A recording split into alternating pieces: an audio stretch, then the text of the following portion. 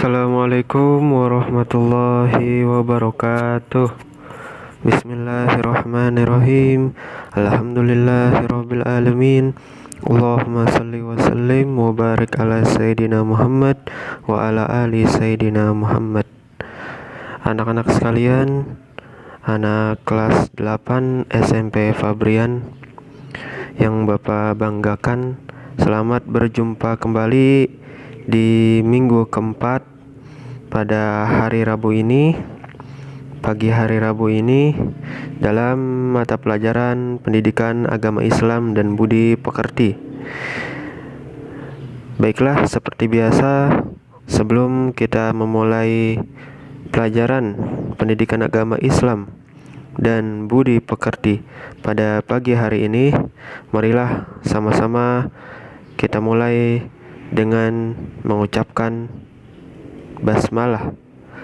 Bismillahirrahmanirrahim. Silahkan disiapkan buku LKS Pendidikan Agama Islam dan Budi Pekerti. Sekarang kita masuk ke pada minggu keempat, ya, pertemuan keempat. Silahkan dibuka halaman 21. Pada minggu keempat ini, pertemuan keempat ini, kita masuk di bab 3. Judul besarnya yaitu berbaik sangka dan beramal soleh. Bab 3, judul besarnya berbaik sangka dan beramal soleh. LKS Pendidikan Agama Islam, halaman 21. Silahkan dibuka.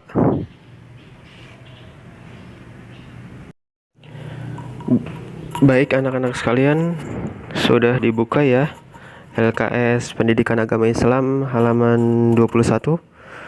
Kita masuk di bab 3. Judul besarnya berbaik sangka dan beramal soleh. Langsung saja kita masuk ke materi pembelajaran. Ya, kita masuk di bagian A, yaitu amal soleh. Kemudian kita masuk ke bagian 1 pada pengertian amal soleh. Amal soleh adalah segala amal perbuatan yang dikerjakan karena mengharapkan ridho Allah semata. Amal soleh juga dimaksudkan dengan melakukan pekerjaan baik yang bermanfaat bagi diri sendiri dan bagi orang lain berdasarkan syariat Islam serta ikhlas karena Allah Subhanahu wa ta'ala semata. Kemudian, amal soleh termasuk perintah Allah, karena dengan beramal soleh maka akan tercipta kehidupan yang tentram dan bahagia. Amal soleh adalah perbuatan atau sikap yang harus dimiliki oleh setiap muslim, sebab orang yang amal soleh akan menjadi penghuni surga. Orang yang beramal soleh akan menjadi penghuni surga serta kekal di dalamnya. Kemudian, amal soleh adalah menjalankan suatu perbuatan baik. Amal soleh adalah menjalankan suatu perbuatan baik dengan niat karena Allah dan hanya mengharapkan ridhonya. Ridho siapa? Ridho Allah Subhanahu wa ta'ala tentunya. Amal soleh termasuk perintah Allah, karena dengan beramal soleh maka akan tercipta kehidupan yang tentram dan bahagia. Itu yang barusan kita bahas, yang baru saja kita bahas adalah pengertian dari amal soleh. Kemudian sekarang kita masuk pada bagian kedua, yaitu dasar beramal soleh. Di bagian A ada dalil Al-Quran yang berbunyi, Na'udzubillahi minasyaitonirrajim. Bismillahirrahmanirrahim. Walladzina amanu wa amilus solihati ulaika ashabul jannah hum fiha khalidun.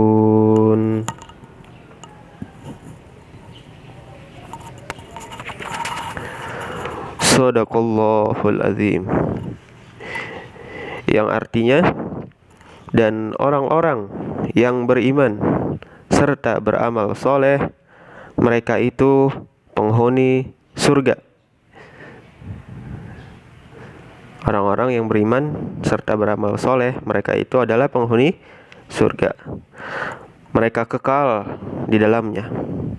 Quran Surah Al-Baqarah surah kedua ayat 82. Sekarang kita buka halaman 22.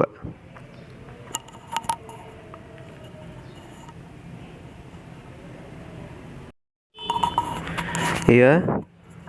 Baik anak-anak, di halaman 22 juga ada dalil lagi dari Al-Quran yang berbunyi, Na'udzubillahi minasyaitonirrajim. Bismillahirrahmanirrahim. Wa tazawwadu fa inna khairaz zadit taqwa wattaquni ya ulil albab. Shadaqallahul azim. Yang artinya, berbekallah, dan sesungguhnya sebaik-baik bekal adalah takwa. Sesungguhnya sebaik-baik bekal adalah takwa. Dan bertakwalah kepadaku. Kepada siapa? Kepada Allah Subhanahu wa ta'ala tentunya. Dan bertakwalah kepadaku, hai orang-orang yang berakal. Quran Surah Al-Baqarah surah kedua ayat 197. Kemudian ada satu dalil lagi dari Al-Quran. Jadi ada 3 dalil yang berbunyi, Na'udzubillahi minasyaitonirrajim. Bismillahirrahmanirrahim. Qul inna salati wa nusuki wa mahyaya wa mamati lillahi rabbil alamin. Shadaqallahul azim. Yang artinya, katakanlah, sesungguhnya salatku, ibadahku, hidupku, dan matiku hanyalah untuk Allah, Tuhan semesta alam. Quran Surah Al-An'am surah ke-6 ayat 162. Ayat ini terdapat di dalam doa iftitah ya. Doa iftitah, doa pembukaan setelah kita melakukan takbiratul ihram di dalam sholat ya. Itu pada umumnya. Kemudian sekarang kita masuk ke bagian B, yaitu dalil dari al-hadis. Kalau tadi dari Al-Quran ada 3 dalil, ada 3 ayat Al-Quran yang berbeda-beda. Kalau sekarang ada 1 dalil hadis ya, yang berbunyi, An Abi Hurairah radhiyallahu anhu qala Rasulullah sallallahu alaihi wasallam, iza mata banu dama inqata'a amaluhu illa min thalathin, shadaqatin jariyatin aw ilmin yuntafa'u bihi aw waladin salihin yad'u lahu. Rawahu Muslim. Yang artinya dari Abu Hurairah radhiyallahu anhu berkata, Rasulullah Shallallahu alaihi wasallam bersabda, apabila anak Adam atau anak manusia telah meninggal dunia, maka terputuslah semua amalnya, ya. Apabila anak Adam atau manusia telah meninggal dunia, maka terputuslah semua amalnya, kecuali 3 perkara, ya, kecuali 3 perkara, yaitu yang pertama, sedekah jariyah, sedekah yang tidak terputus-putus pahalanya. Kemudian yang kedua, ilmu yang bermanfaat, ya, ilmu yang tidak terputus-putus manfaatnya, begitu juga pahalanya. Dan yang ketiga, yang terakhir adalah anak soleh yang mendoakan kedua orang tuanya. Anak soleh atau solehah, baik laki-laki maupun perempuan, yang rajin mendoakan kedua orang tuanya. Hadis riwayat Muslim. Itu adalah dalil-dalil, ya, dari Al-Quran maupun Al-Hadis tentang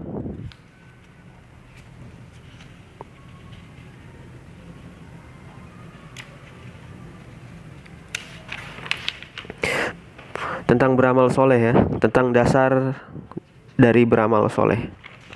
Kemudian sekarang kita masuk ke bagian 3, yaitu syarat sahnya amal soleh. Syarat sahnya amal soleh. Di sini ada 4, ya. Syarat sahnya amal soleh di sini ada 4. Yang pertama, yang bagian A, amal soleh dikerjakan dengan niat ikhlas karena Allah Subhanahu wa ta'ala. Amal soleh dikerjakan dengan niat ikhlas karena Allah Subhanahu wa ta'ala. Hadis, di sini ada hadis, ya. Hadis Rasulullah Shallallahu alaihi wasallam yang artinya Allah tidak akan menerima amal. Allah tidak akan menerima amal melainkan yang didasari ikhlas karena Allah dan untuk mencari ridhonya. Ridho siapa? Ridho Allah Subhanahu wa ta'ala. Jadi Allah tidak akan menerima amal perbuatan, ya, melainkan yang didasari dengan ikhlas karena Allah Subhanahu wa ta'ala dan didasari untuk mencari ridho Allah Subhanahu wa ta'ala. Hadis riwayat Ibnu Majah. Kemudian yang kedua, syarat sahnya amal soleh adalah amal soleh tersebut dilakukan secara sah sesuai dengan syariat Islam. Jadi amal soleh, amal baik, perbuatan baik yang dilakukan secara sah sesuai dengan syariat Islam, bukan sesuai dengan syariat agama lain, ya. Harus sesuai dengan syariat Islam. Maka amal solehnya atau perbuatan baiknya itu baru bisa disebut sah apabila sesuai dengan syariat Islam. Kemudian yang ketiga, syarat sahnya amal soleh adalah dilakukan dengan memenuhi ilmu. Syarat sahnya amal soleh yang ketiga adalah dilakukan dengan memenuhi ilmu. Barang siapa melakukan amal soleh atau perbuatan soleh, perbuatan baik tanpa didasari dengan ilmu, ya, maka amal solehnya tidak sah, ya. Amal solehnya tidak sah atau tidak diterima, ditolak oleh Allah Subhanahu wa ta'ala. Ilmu apa? Tentunya ilmu agama Islam, ilmu syariat Islam yang diajarkan oleh para ulama, para guru agama, para ustadz, ya. Kemudian di sini ada hadis lagi bahwa Rasulullah Shallallahu alaihi wasallam bersabda yang artinya apabila suatu urusan diserahkan kepada orang yang bukan ahlinya, maka tanggunglah kehancurannya. Atau kata lain, maka tunggulah kehancurannya. Jadi kalau ada suatu urusan, suatu perkara atau sesuatu pekerjaan yang dikerjakan atau diserahkan kepada orang yang bukan ahlinya, yang bukan bidangnya, maka tanggunglah atau tunggulah kehancurannya. Tidak akan lama, pasti akan hancur. Ya, karena yang memegang atau yang mengerjakannya bukan ahlinya, bukan pakarnya, bukan bidangnya. Ya, itu hadis riwayat Bukhari. Kemudian yang keempat, syarat sahnya amal soleh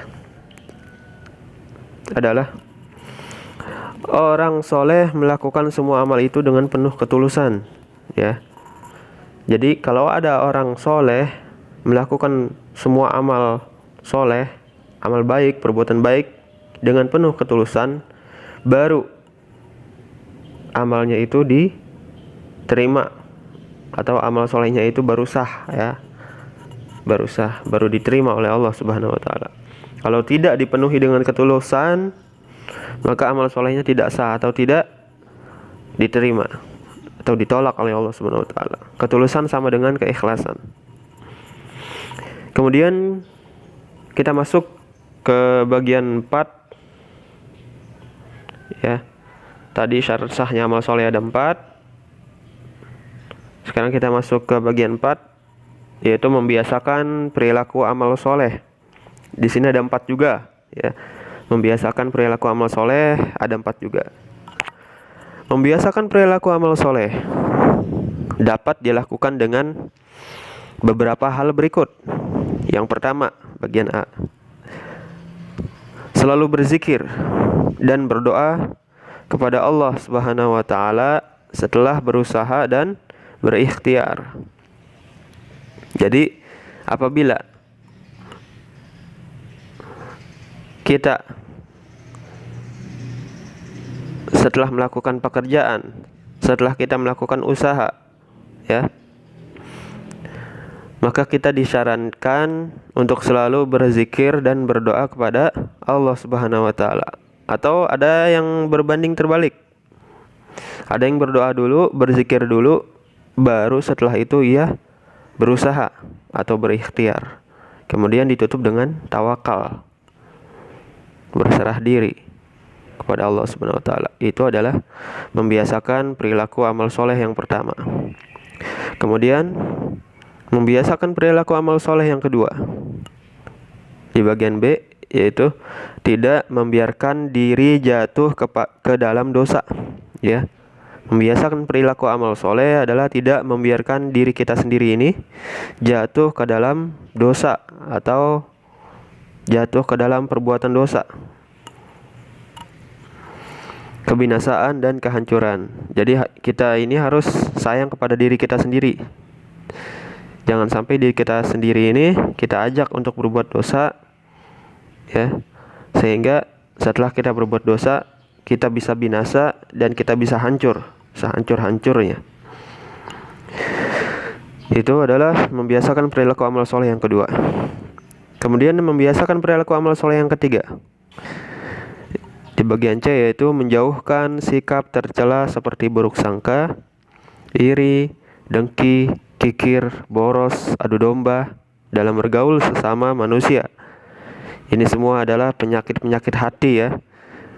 Jadi membiasakan perilaku amal soleh yang ketiga adalah menjauhkan diri kita dari sikap tercela, dari penyakit hati, ya, seperti buruk sangka, iri, dengki, kikir, boros, adu domba dalam bergaul sesama manusia, ya, mempengaruhi yang buruk kepada manusia yang lainnya, mengadu domba agar manusia yang lain itu saling berkelahi. Itu tidak boleh.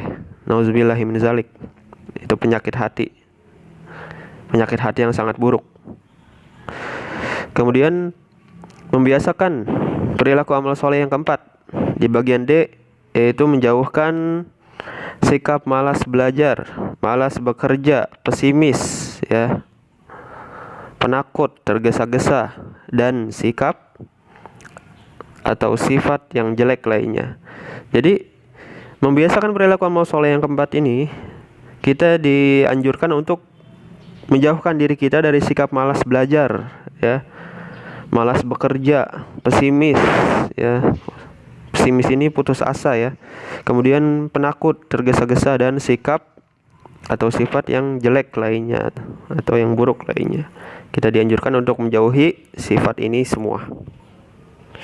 Karena sikap malas, sifat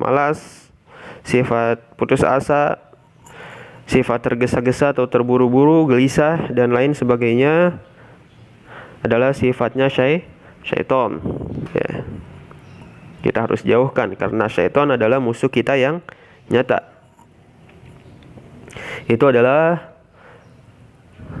membiasakan perilaku amal soleh, ya, ada 4. Kemudian sekarang kita masuk ke bagian 5, yaitu manfaat amal soleh, ya. Manfaat amal soleh. Di sini ada 12 manfaat amal soleh. Bagi orang mukmin dengan beramal soleh, maka ia akan mendapatkan pahala dari Allah Subhanahu wa Ta'ala, ya. Bagi orang mukmin, bagi orang yang beriman dengan beramal soleh, dengan perbuatan baik, perbuatan soleh, perbuatan yang menghasilkan manfaat, yang menghasilkan pahala, maka ia akan mendapatkan pahala dari Allah Subhanahu wa Ta'ala. Kemudian selain itu akan menambah dan mempererat persaudaraan antara sesama manusia, ya, baik dari agama lain maupun apalagi sesama muslim, ya. Sama agama lain aja kita harus mempererat persaudaraan, ya, apalagi sesama muslim. Sedangkan hikmah beramal soleh diantaranya adalah sebagai berikut. Yang pertama, tidak syirik, ya. Hikmah beramal soleh yang pertama adalah tidak syirik. Kemudian yang kedua, hikmah beramal soleh yang kedua adalah memiliki ketakwaan kepada siapa? Kepada Allah Subhanahu wa Ta'ala tentunya. Kemudian hikmah beramal soleh yang ketiga, terhindar dari kemaksiatan. Apabila kita sering melakukan amal soleh, maka secara otomatis kita terbiasa dengan perbuatan baik, dan secara otomatis juga diri kita ini terhindar dari kemaksiatan karena kita sudah terbiasa melakukan amal soleh. Kemudian hikmah beramal soleh yang keempat adalah berjiwa sosial, saling tolong menolong, ya, suka membantu, baik sesama manusia dari agama lain maupun apalagi dari agama Islam, agama kita sendiri. Kemudian hikmah beramal soleh yang kelima, tidak kikir, tidak pelit, dermawan, saling berbagi, rajin berbagi, suka berbagi, ya. Terbiasa diri untuk berbagi, bersedekah kepada sesama. Kemudian hikmah beramal soleh yang keenam, merasakan kebesaran Allah Subhanahu wa Ta'ala, karena kita selalu mendapatkan cahaya dari Allah Subhanahu wa Ta'ala lantaran kita selalu terbiasa melakukan amal soleh. Jadi kita selalu merasakan bahwa Allah Subhanahu wa Ta'ala itu adalah besar. Allah Maha Besar, Allahu Akbar, atas segala sesuatu, atas segala ciptaannya. Kita ini kecil, tidak ada apa-apanya. Kemudian hikmah beramal soleh yang ketujuh, terkabul doa-doanya. Tentu saja apabila kita sering melakukan amal soleh, terhindar dari maksiat, apabila kita berdoa, maka doa kita pasti akan terkabul, ya. Akan dikabulkan oleh Allah Subhanahu wa Ta'ala apabila kita berdoa. Semakin kita beramal soleh, semakin banyak kita beramal soleh, semakin dekat juga kita kepada Allah Subhanahu wa taala, semakin disayangi juga kita kepada Allah Subhanahu wa taala, semakin dicintai juga kita kepada Allah Subhanahu wa taala. Kemudian hikmah dari beramal soleh yang ke-8 adalah banyak saudara. Tentu saja apabila kita membiasakan diri melakukan amal soleh, perbuatan baik kepada semua manusia, otomatis banyak manusia yang suka kepada kita, ya, otomatis banyak saudara, ya, banyak saudara. Kemudian hikmah beramal soleh yang ke-9 adalah memiliki kejujuran. Tentu saja beramal soleh, berbuat baik pasti harus jujur, ya.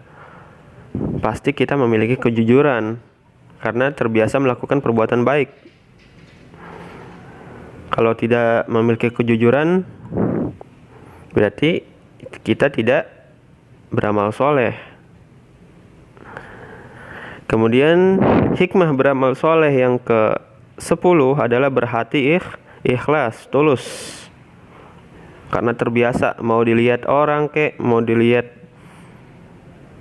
Allah kek, mau enggak kek, pokoknya kita mau dilihat kek, mau tidak kek, mau dilihat atau tidak oleh siapapun, tapi Allah Maha melihat.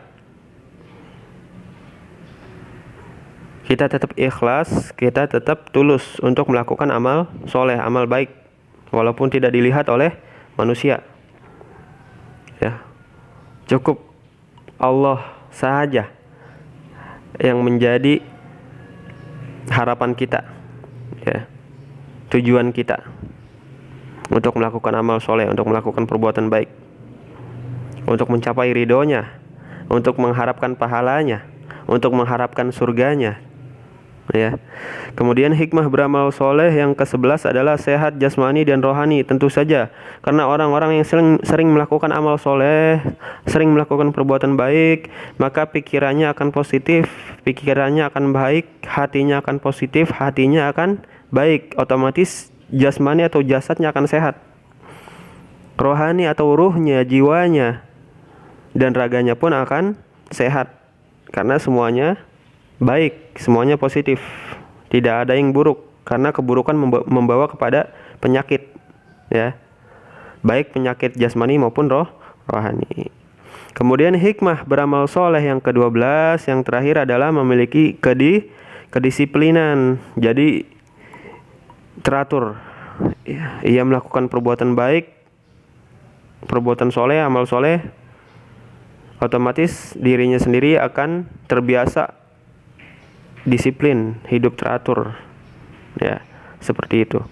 Itu adalah hikmah dari amal soleh atau manfaat dari melakukan amal soleh. Kemudian sekarang kita masuk ke halaman 23. Silakan dibuka halaman 23. Baik, anak-anak, sudah dibuka halaman 23 ya. Sekarang kita masuk ke bagian B, yaitu husnuzon. Kalau tadi di bagian A kita sudah bahas tentang amal soleh. Sekarang kita masuk di bagian B, yaitu husnuzon atau berbaik sangka, ya. Kita masuk ke bagian 1, pengertian dari husnuzon. Husnuzon artinya berbaik sangka atau berprasangka baik, sehingga pengertiannya berprasangka baik kepada seseorang sebelum diketahui keburukannya secara pasti. Jadi kita harus berbaik sangka kepada orang lain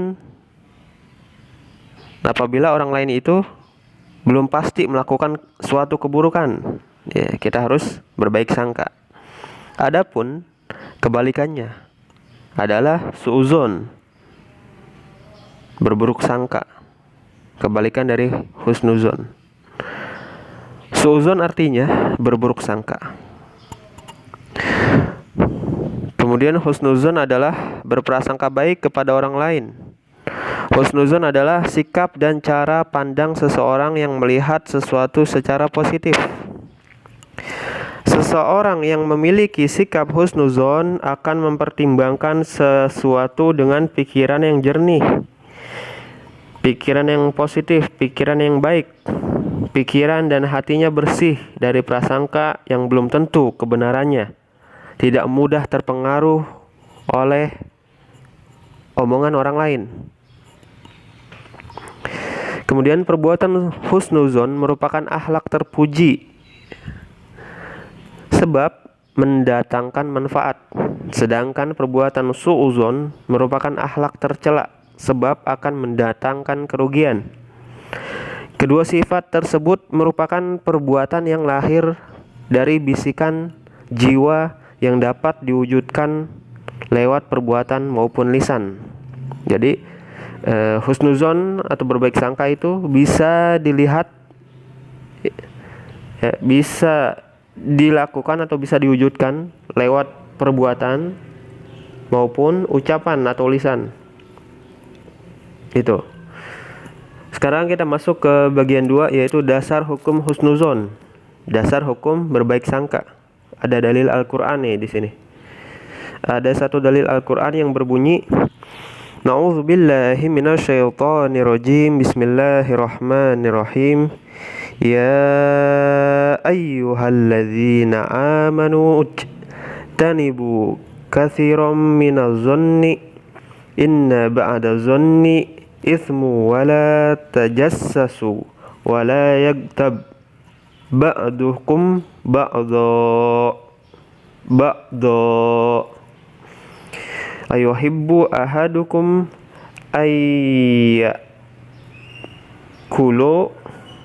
ayyakula lahma akhihi maytan fakarihtumu wattaqullah innallaha tawwabur rahim. Shadaqallahul azim. Yang artinya, hai orang-orang yang beriman, jauhilah kebanyakan dari prasangka. Sesungguhnya sebagian dari prasangka adalah dosa. Dan janganlah kamu mencari-cari kesalahan orang lain. Dan janganlah sebagian kamu menggunjing sebagian yang lain. Ya. Itu perintah atau peringatan dari Allah Subhanahu wa taala di dalam Al-Qur'an surah Al-Hujurat surah ke-49 ayat 12 tentang husnuzon atau prasangka. Kemudian di bagian B ada dalil hadis. Ada satu dalil hadis yang diriwayatkan dari Abu Hurairah radhiyallahu anhu bahwa Nabi Shallallahu alaihi wasallam bersabda sebagai berikut, yang berbunyi, ana inda zanni abdi bi wa ana ma'ahu iza zakarani fa in zakarani fi nafsihi zakaratuhu fi nafsi wa in zakarani fi mala'in zakaratuhu fi mala'in khairin minhum wa in taqarraba ilayya bishibrin taqarrabtu ilayhi zira'an wa in taqarraba ilayya zira'an taqarrabtu ilayhi ba'an wa in atani yamshi ataituhu harwala. Rawahul Bukhari. Yang artinya, aku sesuai prasangka hambaku, kata Allah Subhanahu wa taala. Ini berarti hadis qudsi ya. Ini hadis qudsi. Aku sesuai prasangka hambaku kepadaku, kata Allah Subhanahu wa taala. Dan aku akan bersamanya selama ia mengingatku. Jika ia mengingatku, dalam dirinya, maka aku akan mengingatnya dalam diriku. Jika ia mengingatku dalam sekumpulan orang, maka aku akan mengingatnya dalam sekumpulan yang lebih baik dan lebih bagus darinya, yaitu para malaikat, di hadapan para malaikat. Jika ia mendekat kepadaku 1 jengkal, maka aku akan mendekat kepadanya 1 hasta, lebih dekat lagi. Jika ia mendekat kepadaku 1 hasta, maka aku akan mendekat kepadanya 1 depah, lebih dekat lagi. Dan jika ia mendatangiku dengan berjalan, maka aku akan mendatanginya dengan berlari.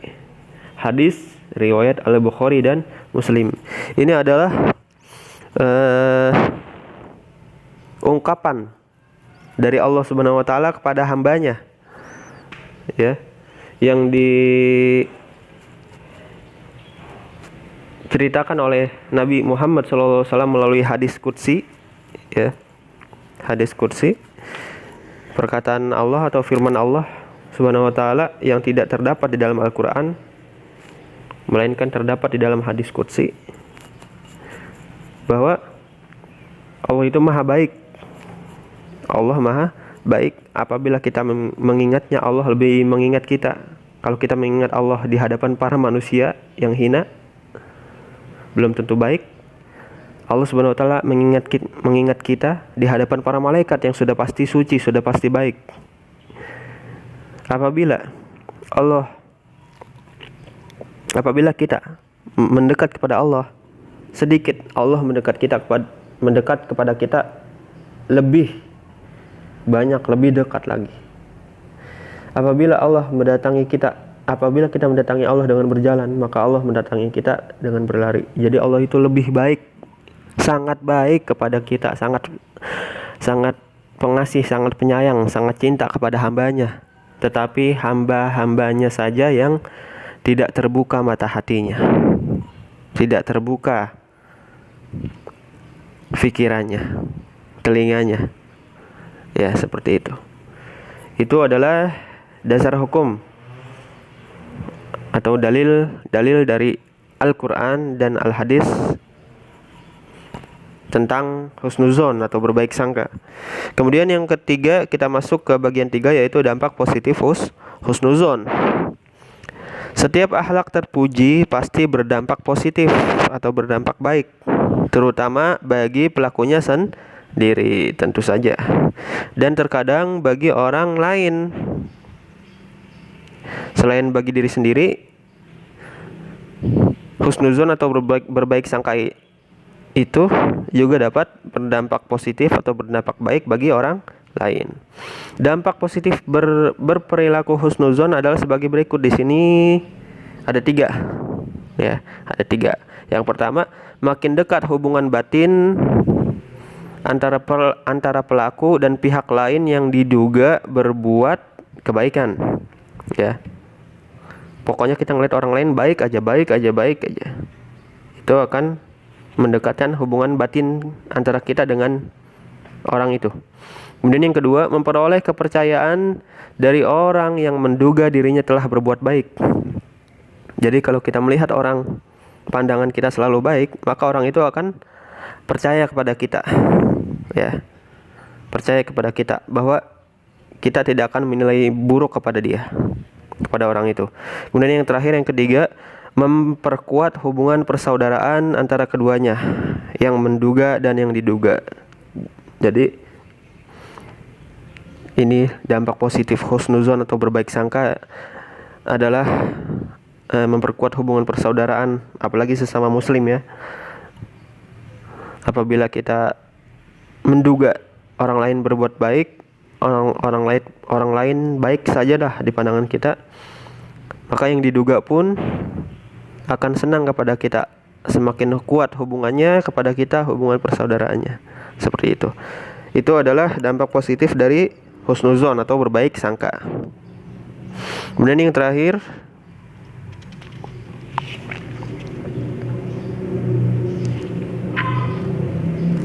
di sini ada, di bagian keempat ada membiasakan berperilaku husnuzon, ya. Membiasakan berperilaku husnuzon atau berbaik sangka. Ada 3 juga. Yang pertama, tidak mudah menerima suatu berita yang tidak jelas sumber serta kebenarannya. Jadi tidak sembarang menerima berita. Tidak dimakan mentah-mentah berita itu, tidak mudah percaya.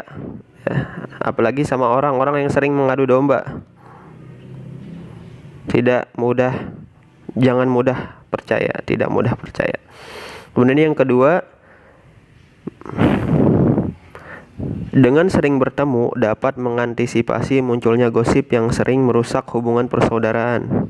Nah, jadi sering bertemu atau silaturahmi ya dapat mengantisipasi atau dapat mengurangi munculnya gosip yang sering merusak hubungan persaudaraan. Itu hikmah husnuzon dan hikmah silaturahmi. Kemudian ini yang terakhir, yang ketiga, berusaha untuk sering bertemu, menjalin silaturahmi terus dengan sesama teman dan anggota masyarakat lainnya supaya tidak ada buruk sangka. Ya, semuanya baik sangka. Itu. Ya, itu adalah membiasakan perilaku husnuzon. Baik, anak-anak sekalian, mungkin sampai sini saja pembahasan kita tentang bab 3 ya, berbaik sangka dan beramal soleh pada minggu keempat ini, pertemuan keempat ini. Tadi kita sudah membahas tentang amal soleh, pengertian amal soleh, dasar beramal soleh, dalil dari Al-Quran dan Al-Hadis. Kemudian syarat-syarat sahnya amal soleh, membiasakan perilaku amal soleh, manfaat amal soleh. Kemudian kita juga sudah membahas husnuzon, pengertian husnuzon, dasar hukum husnuzon, dalil Al-Quran dan dalil Al-Hadis tentang husnuzon. Kemudian dampak positif husnuzon dan membiasakan berperilaku husnuzon. Semoga kita semua dapat mengamalkannya, dapat mempraktikannya dalam kehidupan kita sehari-hari. Mungkin itu saja yang dapat Bapak sampaikan. Kurang lebihnya mohon dimaafkan apabila Bapak banyak bicara, banyak salah dalam penjelasan sehingga kalian tidak paham. Tapi Bapak berharap mudah-mudahan kalian paham. Ya, semoga kita semua paham dan dapat menjalankannya, dapat mengamalkannya, yaitu mengamalkan amal soleh dan berbaik sangka. Seperti itu. Baik anak-anak sekalian, sebelum ditutup,